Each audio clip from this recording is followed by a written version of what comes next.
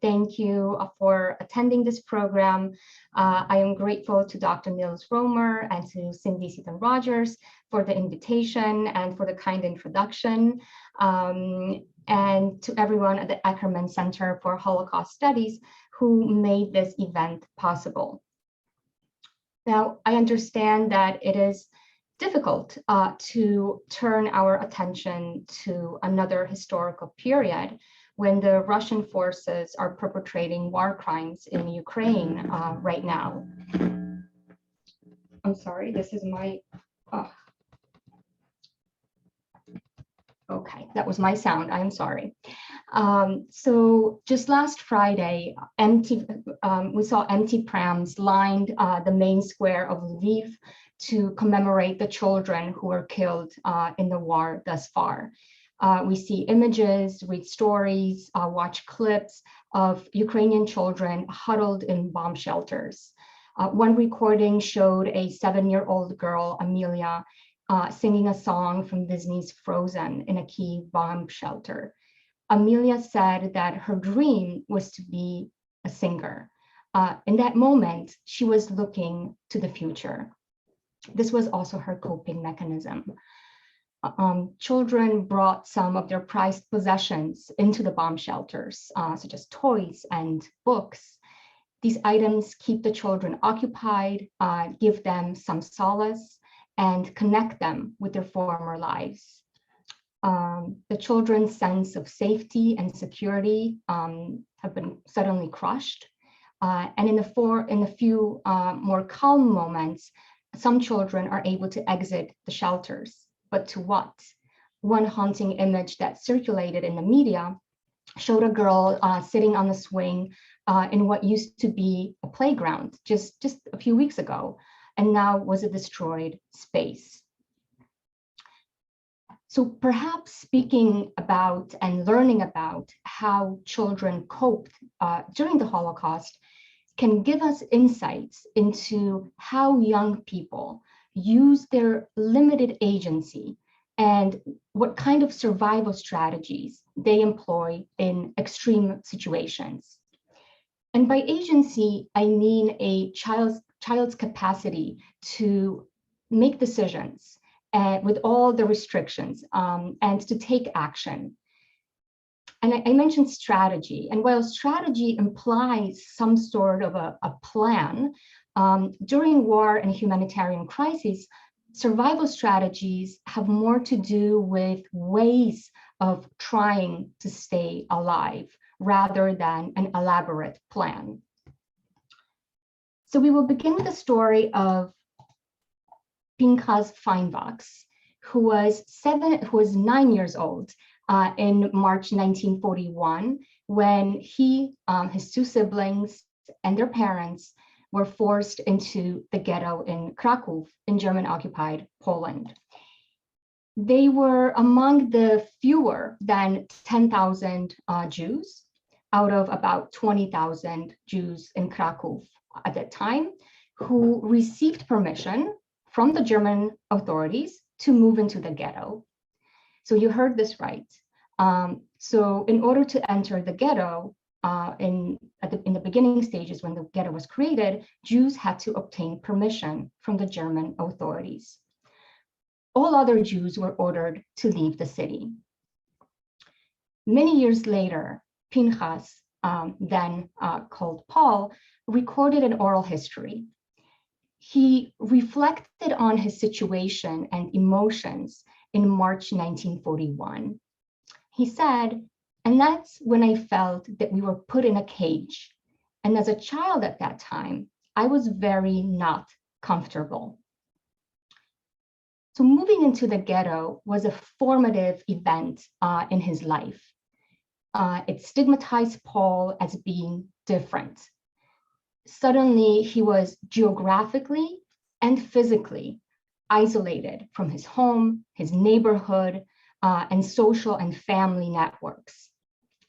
He explained that being surrounded by barbed wire and not being able to go out to the other side of the street, that suddenly made him realize that he and everyone else in the ghetto was Jewish, something that he didn't pay much attention to before, and that all of the people in the ghetto were persecuted because of their Jewish identity.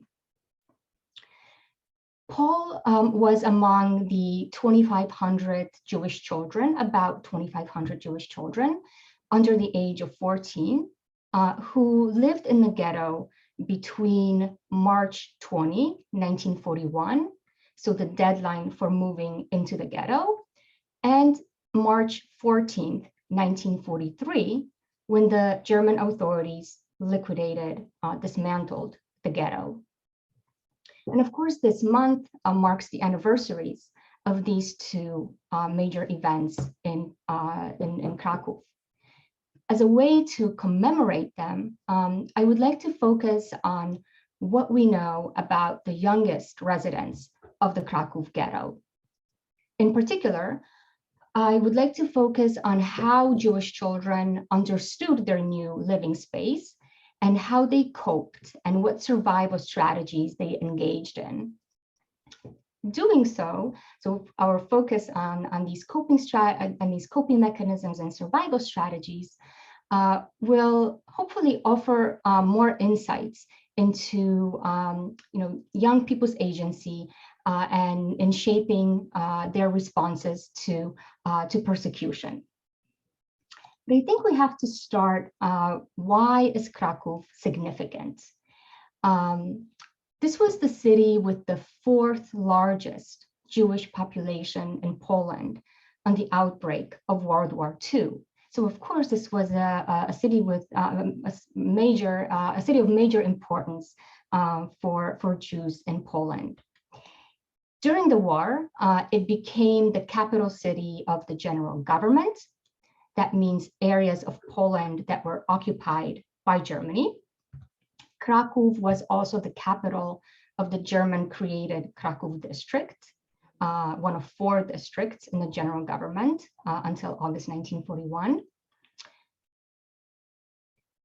The city was the residence of the Governor General, Hans Frank.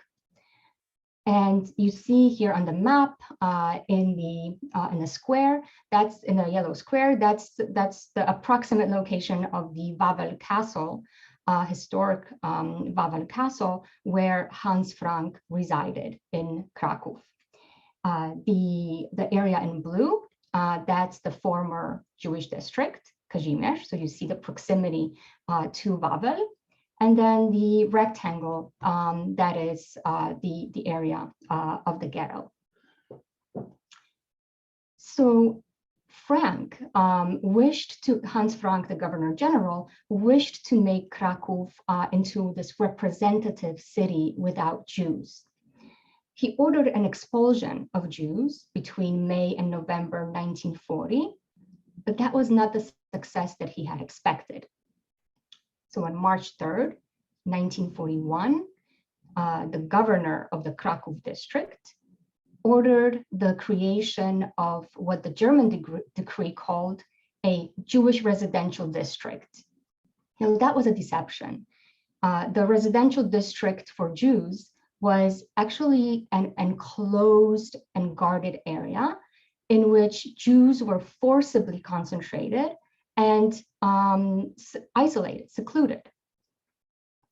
The district of Podgórze, which the German authorities designated for a ghetto, was just across the Vistula River, bordering with Kazimierz, the traditional Jewish quarter of Kraków that I mentioned.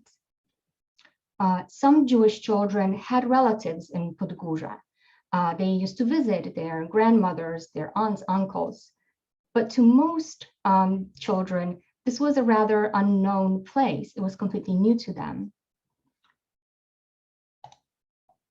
Barbed wire and a brick wall that resembled Jewish tombstones marked the borders of the ghetto, as did bricked entranceways, doors, and windows that overlooked the so-called Aryan side, the non-Jewish side of Kraków. 4 gates regulated human and vehicle traffic in and out of the ghetto. And here on this photograph, you see an image of one of the main entrance to the Kraków Ghetto. Paul Feinbachs, with whose story I began, remarked that it was the enclosure in the ghetto that made him feel different. The new reality was very hard to reconcile for older children. Stella Mueller, who was about 11 years old during that time when she entered the ghetto, she mocked observant Jews by blatantly holding and pretending to be eating a slice of bread on Passover. Now, Passover is a holiday when Jews are religiously commanded to eat only unleavened bread.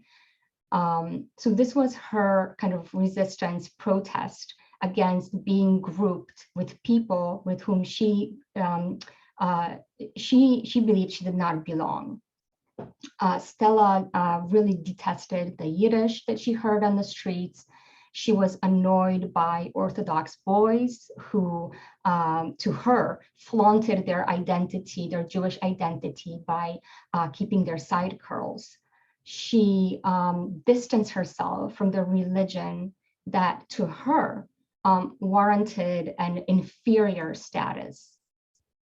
So Stella tried to persuade herself that she was not like those religious people at all, that she was different, that she didn't deserve to be in the ghetto. Children experience estrangement in other ways. When they entered the ghetto, they were struck by the harsh living conditions, the overcrowded apartments and the congestion. That was something that did not resemble the often orderly and pleasant appearance of streets where children's former homes were located. The new living quarters were suffocating compared to the pre-war homes of many of the children. Even for children who were raised in a relatively small Jewish section of the city, the Jewish quarter of the city, with all its distinct sounds and smells, and in modest apartments, the ghetto felt like a foreign, suffocating space. When the Jewish families prepared for the move to the ghetto, the adults packed household items that they were permitted to take and that were suitable for transportation. So obviously, children's toys and books rarely ranked high on the list of things to bring to the ghetto. So this move into to another section of the city and into a new living space without the possibility of bringing their possessions, that heightened the children's feeling of loss of home, of loss of their own things, of loss of their nannies, and loss of peers, and so on. For 9-year-old Celina Karp, the move into the ghetto deprived her of her sense of rootedness and violated her safety. She explained in an oral history many years after the war that to her, life changed completely. You lost, not that you ever had, a feeling of security, but as a child, I did. And at that point, I no longer had that sense of security. It was totally replaced by the beginnings of fear. Now, children such as Celina were left without any explanation of what was happening to them and what was happening around them. They knew not to ask questions. They had to cope with their confinement and the losses on their own. Since Jews over the age of 14 were required to perform labor, many children spent their days without adult supervision. Some children were allowed to go outdoors during the day, or they were forced by circumstances to spend the days in the streets. Others did so against their parents' warnings. in the beginning stages of the ghetto, some children congregated in a former site of limestone mines that those parts of those areas became part of included in the ghetto. And this was, of course, hardly appropriate as a recreational space. It was quite dangerous. But the Jewish Council described this area as this only place where one can relax and enjoy some fresh air from the dusty streets. So this was a place where adults came, where the youth came to sort of hang out, to be together. And to the Jewish Council, children were a nuisance in that area, as they were in any public space in the ghetto. An article in Gazeta Żydowska, that was the Jewish newspaper, the only media outlet that was allowed for Jews in the general government. The article blamed young people for devastating the precious few green areas in the ghetto. So outdoor play, which is associated with children's freedom, that might be a marker of childhood in times of peace. The few spots of public greenery in the ghetto served not to restore or to sustain childhood and offer a place to play, but rather these areas were to make the ghetto beautiful, right? They were not to be used, but they were but rather to be looked at maybe and admired. And most importantly, the physical survival of Jewish children depended on their staying invisible, hidden from public view, and not being present in the streets and exposed to danger. So once we know this, so what did children do in the ghetto when they were prohibited from using public areas and commanded by adults to stay indoors? Obviously, some children disobeyed their parents. Some children roamed the streets. Jerzy Hoffman, whose photograph you see here in this picture with his cousin, Jerzy was 7 years old when he entered the ghetto. And he explained this concept of roaming. So roaming during the war was equal to looking for food. You're on the roam because you're hungry. You're looking for something, or you're hiding from somebody, or you're running away from something. Marek Goldfinger was about 6 years old when he started to wander the streets of the ghetto in search of food scraps that he could then bring for his family to eat. And during one of his stints, he observed that people were bringing breads and cakes for baking, and they received stubs. He also noted that when the customers returned to pick up their baked goods, they dropped the vouchers on the floor. So a resourceful and brave child that he was, Marek picked up a ticket from the floor, and he persuaded the baker that he indeed had ordered a cake. Marek was successful, and he was solitary in his endeavors. He did it all on his own. Other children banded together, such as Jerzy. They joined other kids as they roamed the streets. In those groups, children learned survival skills of, first and foremost, avoiding danger, and also of finding food. They also received training in teamwork, in cunning, in taking risks.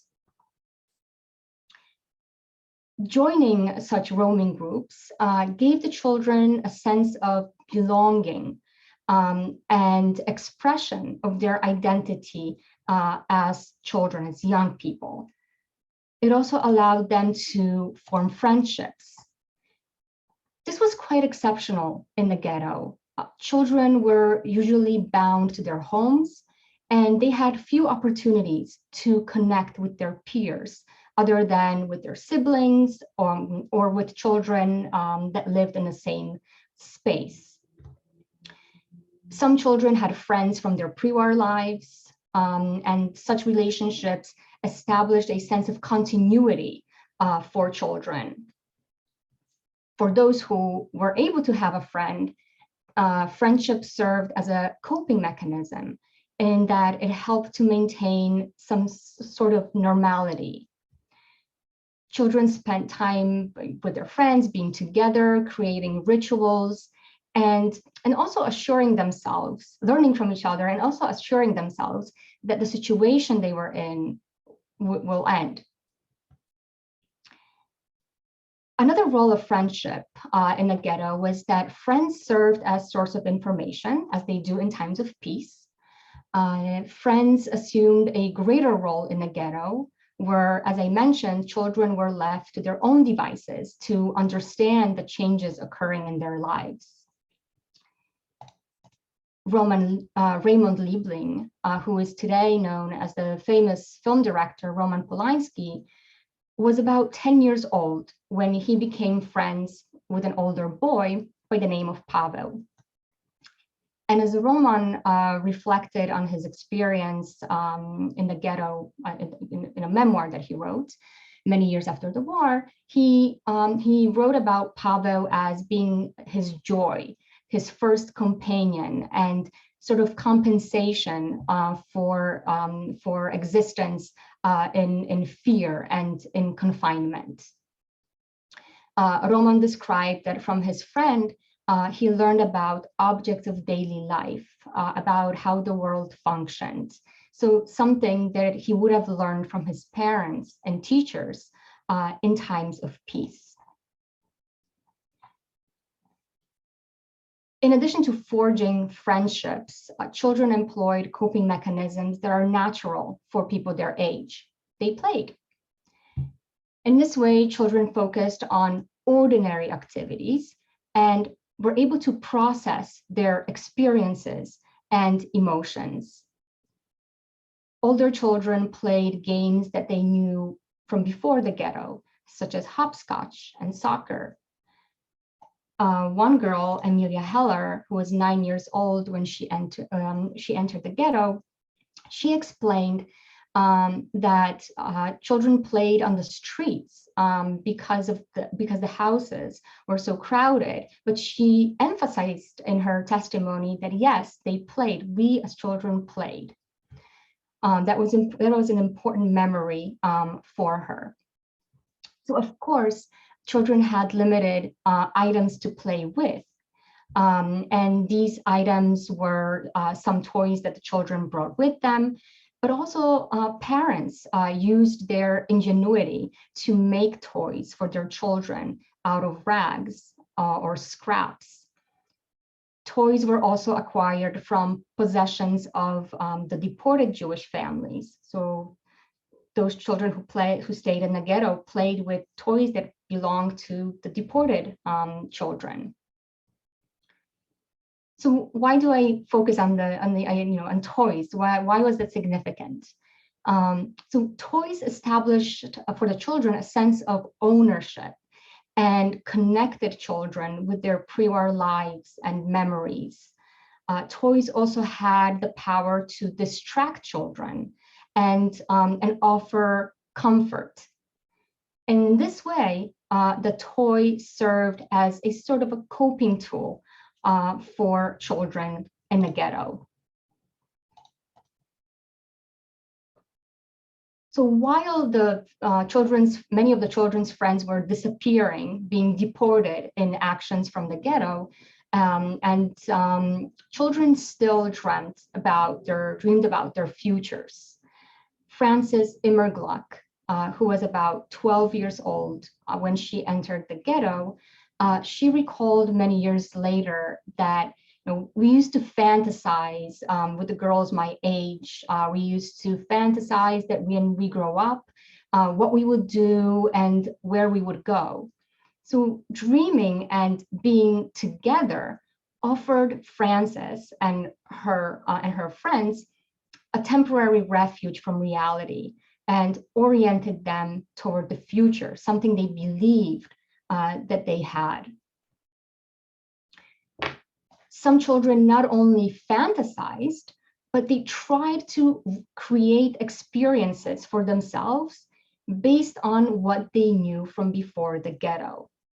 So for example, Roman Polanski recalled that he was sledge riding and that he exchanged post stamps with other boys.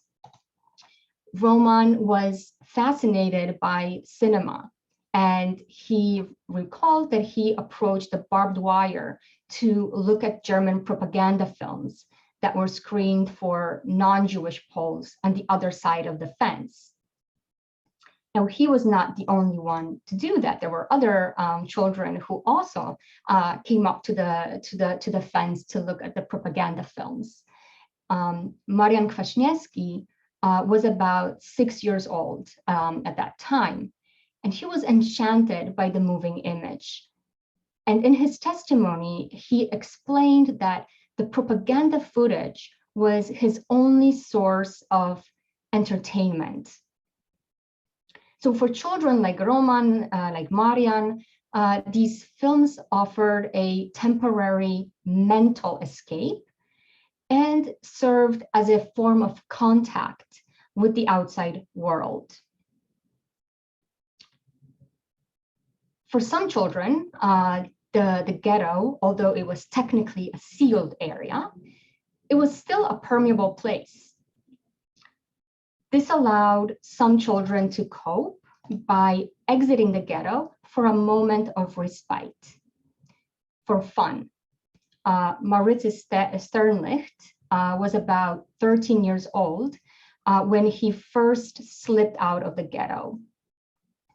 Many years later, in an oral history, he explained that he just wanted to go out to see what was happening on the other side of the wall. And in this way, he was able to compare life inside and outside the ghetto. In particular, he went to places that he knew from before his enclosure, before being forced into the ghetto. And what struck him was how normal life seemed on the non-Jewish side. Roman Polanski, who also ventured out of the ghetto on these escapades, he explained that it was like entering a different world where people led quite ordinary lives. So of course, when we know, right, that the children spoke about ordinary lives, normal lives on the non-Jewish side, compared to the Jewish children's lives in the ghetto. So these were children who entered for fun, for a moment of mental escapism, but leaving and re-entering the ghetto was also a survival strategy because it allowed a small number of children to purchase or to barter for food outside the ghetto and then smuggle that food into the ghetto for their families and to sell further. David Zauder recalled that at 11 years old, he was not concerned with anybody except his family and what his father told him to do. And David was very specific to say that his job was to bring in the contraband, to smuggle in food for his family. Children such as David became involved in smuggling individually, or they joined forces with other children, usually their siblings, but not always. Sometimes children went out with a parent and they served as the so-called security passport to detract attention of any potential denouncers. Child smugglers had to use cunning when exiting and re-entering the ghetto through an unguarded passageway, a hole in the ghetto wall, one of the getaway gates, or as they wormed under a barbed wire. And they did this with or without the help of a German guard, a Polish blue policeman, or Jewish policemen who guarded the perimeter of the ghetto. Of course, the German authorities deemed smuggling illegal and punishable, and yet smuggling allowed some Jewish children who were occasional or professional smugglers to emerge as links between the ghetto and the Aryan side. Children were small and they were inconspicuous, which made them good candidates for smuggling missions. The situations they were in demanded that children become manipulative, resourceful, and independent, all while they were still very young and in need of care themselves. Children's missions depended on a combination of skills, personal features, and a dose of luck. Janina Fischler, who was around 10 years old when she entered the ghetto, she wrote in her memoir, "I think perhaps it was the courage of ignorance, really. I just drifted in and out, a formidable liar. I didn't look Jewish, and I spoke Polish beautifully. No accent, no intonation. And I could spin an absolutely watertight story on the spur of the moment. I had this ability, and I survived because of it." Children left the ghetto occasionally or on a regular basis, but they always returned to the ghetto. And the child survivors, they say in their testimonies that paradoxically, the ghetto was the safest place to be. The non-Jewish side was dangerous. A Polish policeman could detain a child under suspicion that the child was Jewish. The child would be forced to incur losses of money, valuables, goods that they would use as a bribe. A child could be denounced to German authorities. As of October 15th, 1941, a German law imposed a death penalty for any Jew who was outside the ghetto without a proper German authorization. And finally, why did children return to the ghetto? Because few, if any, could reach a Polish person who was willing or able to hide them. So in the eyes of the Jewish children who left the ghetto on a temporary basis, the ghetto was the only area that the Germans formally and specifically sanctioned as a Jewish space within the city. And we're coming to the end here. So as we've seen, in the eyes of the Jewish children, the Kraków Ghetto was a foreign space where they believed they did not belong. It became a place which they had to learn, to navigate, and to spend their childhood. For all children, the ghetto was a closed area. However, it was porous for some children who exited and re-entered it for different reasons. In the end, as I mentioned, the ghetto was the only official Jewish space in Kraków. Children, both boys and girls, as I highlighted throughout, had to devise their own coping mechanisms or rely on those that they had known from before, and that were natural for people their age. Some of these modes consisted of play and friendship, but children used their agency for survival strategies, such as roam the ghetto in search for food and smuggle from the Aryan side. So in this presentation, I shared only a few ways in which children exercised their agency during the Holocaust in Kraków, and I pointed out a few strategies that children engaged in to try to survive. My goal was to emphasize Jewish children's choices and decisions, and also that young people's experiences show us a different perspective about daily life in the ghetto under extreme living conditions. I also hinted at some aspects of persecution and some ways in which only a small number of children survived. For a fuller story about what and how Jewish children experienced in Krakow, I invite you to look into my book, Jewish Childhood in Krakow, Microhistory of the Holocaust. And there's a discount code for you if for orders placed from Rutgers University Press.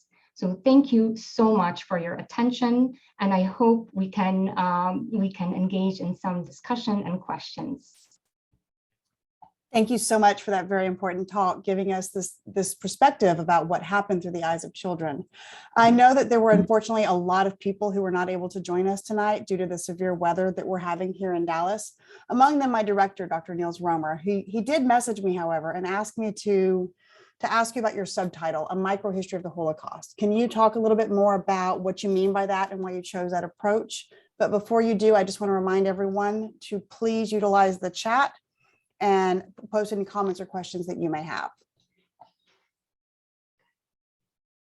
Okay, I am unmuted. Okay, yes, that is a great question. I was thinking about how to frame the story and to select a title for this book.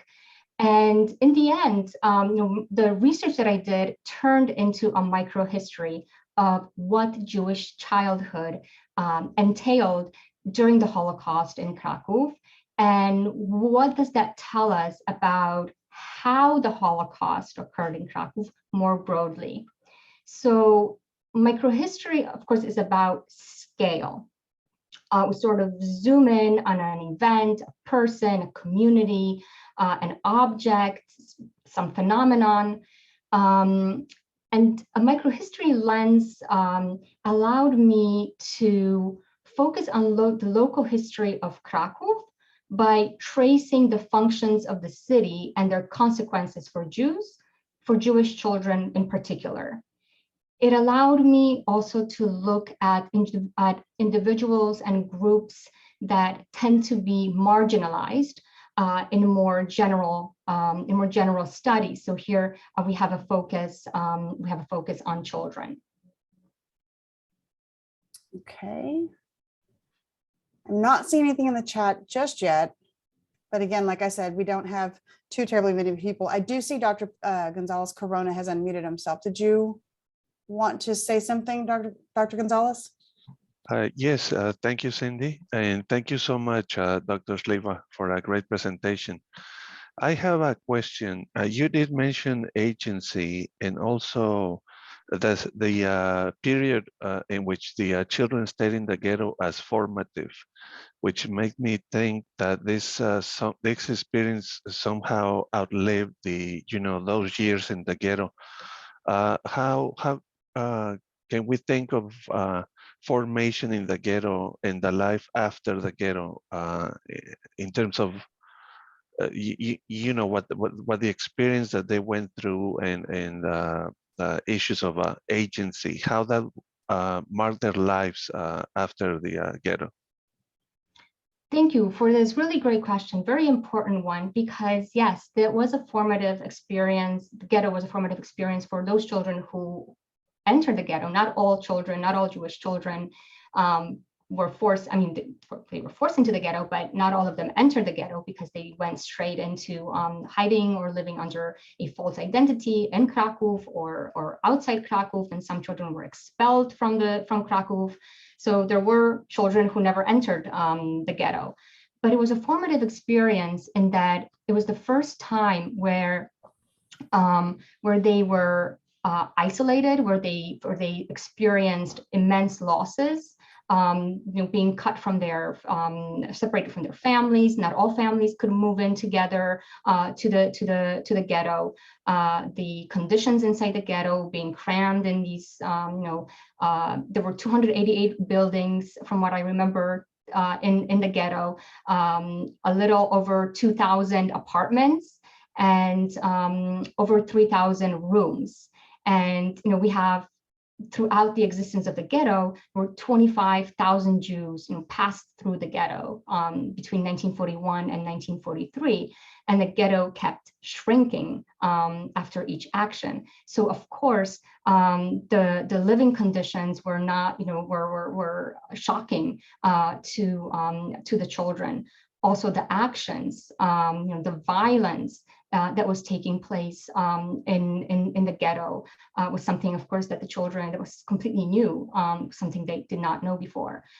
So in that way, it was formative. Also, the fact that it was, for many children, that was the last time when they were together with their families, with their parents, with their siblings, right? Because after the final liquidation of the ghetto in March 1943, some children were smuggled into the Porous camp, the nearby Porous labor camp, but many children were killed, were separated from their, from their siblings, from their parents, and then some children managed to find be in hiding with non-Jewish Poles. Thank you. We do have several questions in the chat now. We just had to give people a moment to type them out. First question, do you know how similar the Krakow ghetto experience was for children as compared to other ghettos? It was similar in that, yes, there were certain patterns of persecution, of course, and experiences that children shared in Warsaw and Kraków and Łódź, and in some smaller ghettos. And again, those, those are some of the ones that I just mentioned. But Kraków was a little different. In Kraków, it were the Jews from Kraków who were forced to the ghetto in March 1941. So they transferred their social and family networks into the ghetto. This was not a huge ghetto. This was not the Warsaw Ghetto, where you had 300,000, even over 400,000 Jews. This was much smaller, and so as Jews moved into were forced into the ghetto, they also transferred with them some of the the many institutions dedicated to child welfare. They moved that into the ghetto. They also created new ones. So they had their networks of help were, I guess, not better developed, but in some way, they received a lot of support from the Jewish Council, but also from the Jewish community that lived in the ghetto. So in this way, children could be protected in various institutions in the ghetto dedicated to childcare, daycare, child corners, orphanages, refugee centers. When we look at images from the Kraków Ghetto, those are not the same images that we see from the Warsaw Ghetto of children begging on the streets, of many homeless children. You don't see that in Kraków. And I think based on my research, that it was because of the very well developed child welfare. It was also because of the proximity to the countryside, which allowed for bringing in food and smuggling into the ghetto. And also something that this is one of my main arguments in the book is that the Jewish administration in the ghetto, and I hinted at this in the presentation too, that the Jewish administration in the ghetto was interested in keeping the children out of the Germans' purview, right? So keeping the children, so it's kind of like creating an illusion of the children's absence by having them in homes, in institutions created specifically for children and not being outside. Okay. Next, I have both kind of a comment and a question. It's incredible that you've been able to illuminate the agency of people living under such oppressive conditions, and children at that. How did you approach locating relevant sources within and outside of the archives? Oh, such a great question about sources, because I tried to highlight some of them in the presentation, but as you may have, I hope you've seen, they were more skewed toward post-war testimonies. And in the post-war testimonies recorded, for example, for the Steven Spielberg's Shoah Foundation, child survivors had an opportunity to kind of reflect on their memories, their experiences. They also had certain, could respond to certain questions and could elaborate more about how they, what happened to them, how they experienced the Holocaust, what did they do during the day, what did they think of that, right? What decisions did they make? So the post-war testimonies allowed for gleaning this kind of information. Now, I also used a lot of immediate post-war testimonies, and those were written accounts of child survivors that were taken down immediately after the war in Poland in 1945, 1946. And mostly these are short accounts in which children explain really briefly what they went through, how they survived, but it offers a wealth of information, kind of like this raw memory. Joanna Michlitz, a historian, calls this kind of like a raw memory of the war. So these are very valuable sources. Another source that you saw was the Jewish newspaper. Jewish newspaper was a propaganda tool, but when you read through the articles, you look for information about what was the mood in the ghetto, what did people talk about, what was written about, what was important, what were the discussions taking place, and many of that related to children. So discussions about the meaning of education for children, discussions about what to do with children in public spaces, as I mentioned. It was a wealth of information about child welfare. This was something that we didn't know about how this was organized in Krakow. And the Jewish newspaper was really a treasure trove for me.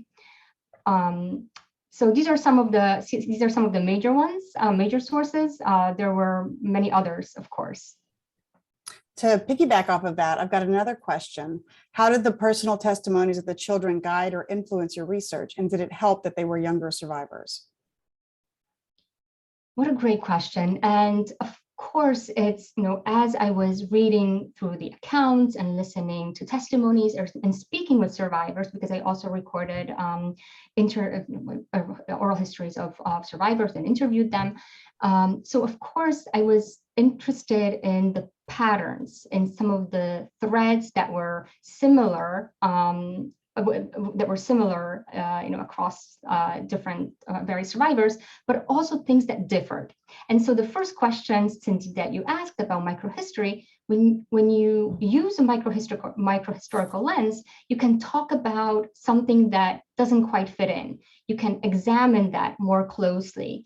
And so in this way, both the microhistory lens and also the child's lens was very useful, because what we knew for a very long time was the perspective of adults, right? And so I was interested, what did the children say about their experiences, about their recollections, about their emotions, right? So this is something that came out in the post-war testimonies and not in other documents.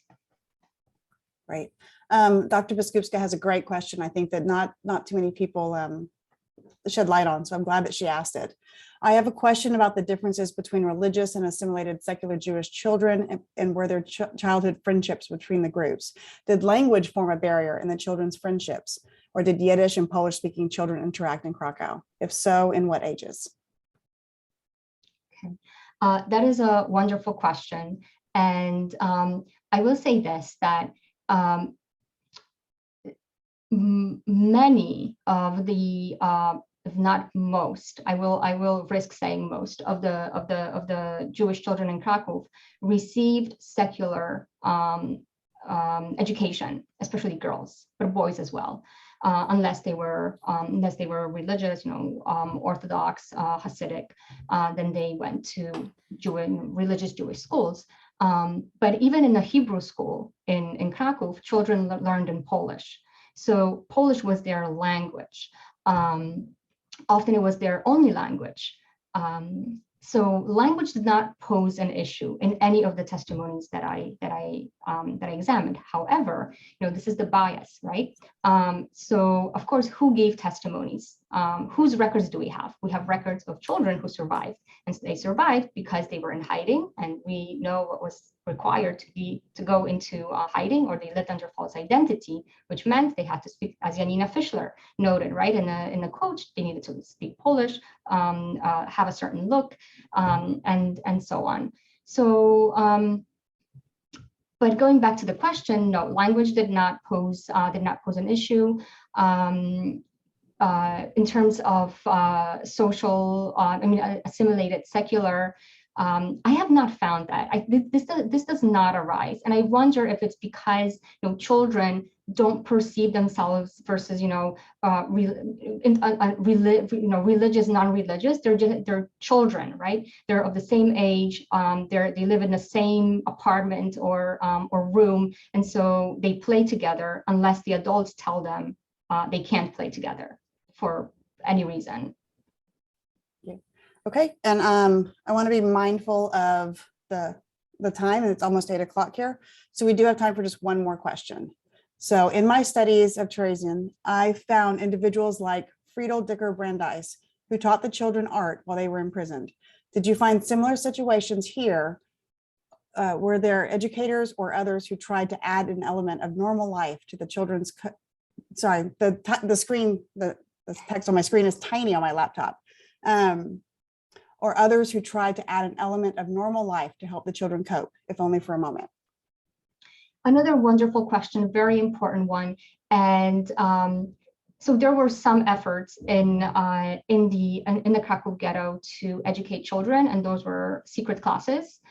Some of those secret classes were secret classes, but the tutors were approved to give lessons to children they received special permission from the German authorities, but still some children attended a clandestine secret education. But that also cost money, and not every parent could afford to spend extra money when they needed food.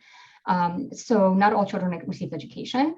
Some older children, well, not older children, teenagers, especially girls, they organized these children corners where they met with younger children, and they taught them to read, and they could draw together, and kind of it was like a teaching. It was taking care of children and teaching them as well, and more kind of like informally, teenage children took on the roles of educators, and they were sharing books, which were not always appropriate for younger children to read.